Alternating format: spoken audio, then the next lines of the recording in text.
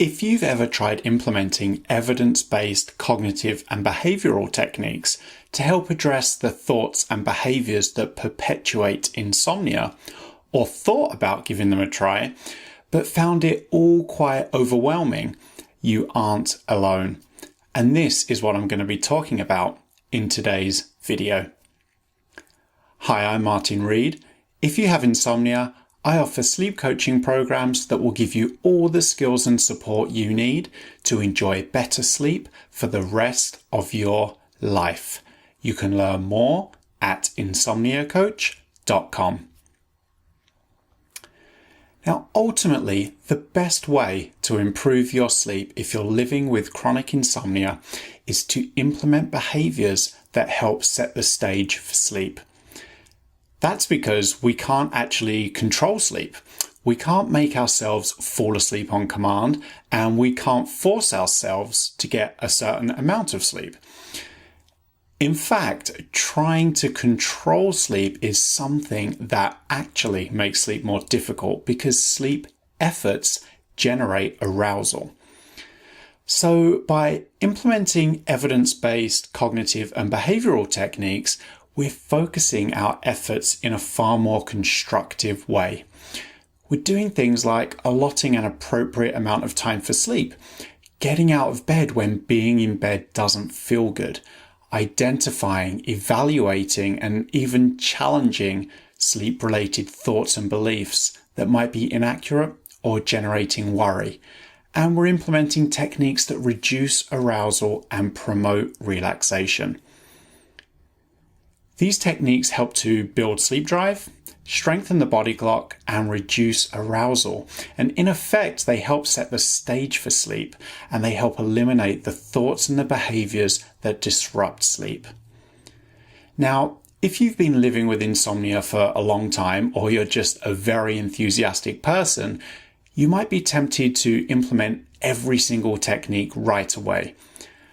Although it's completely understandable why you'd be keen to do this, it can make things a lot more challenging because although the techniques are relatively straightforward, they can be challenging to implement, especially in the short term. So it can be helpful to take a more gradual approach. For example, if you find that it takes a long time to fall asleep or you spend a lot of time awake at night, you might start with just one technique, allotting less time for sleep. You might go to bed later or get out of bed earlier. It can be helpful to avoid allotting half an hour to an hour more for sleep than how much sleep you tend to get from night to night, while at the same time making sure you still give yourself the opportunity for a minimum amount of sleep. So for example, I wouldn't suggest allotting less than 5 to 5.5 hours for sleep each night. You can then use this to create a sleep window with an earliest possible bedtime and a consistent final out of bed time. Now, if you stick with just this one technique until you start to notice some positive improvements, in this example, that might be a much stronger sense of sleepiness as bedtime approaches. It might mean falling asleep faster. It might mean spending less time awake at night. It might mean all of these.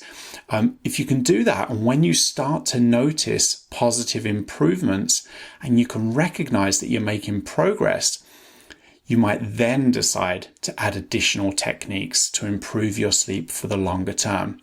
Things like getting out of bed when being in bed doesn't feel good, for example. By implementing proven, evidence-based techniques gradually over time, you might find the process a bit easier since you can become more comfortable with each technique, get some early wins, and build some sleep confidence before implementing additional techniques. You know, just as we can experience professional burnout if our workload is too much, we can experience heightened stress and find it hard to continue moving forward if we try to implement too many techniques to improve our sleep all at once. So start slow. Focus on the process rather than constantly monitoring for results.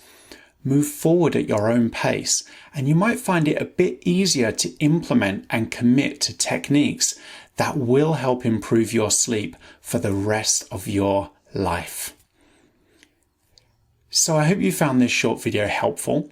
If you did, please click the like button and subscribe to the channel, and click the notification bell so you don't miss any future videos.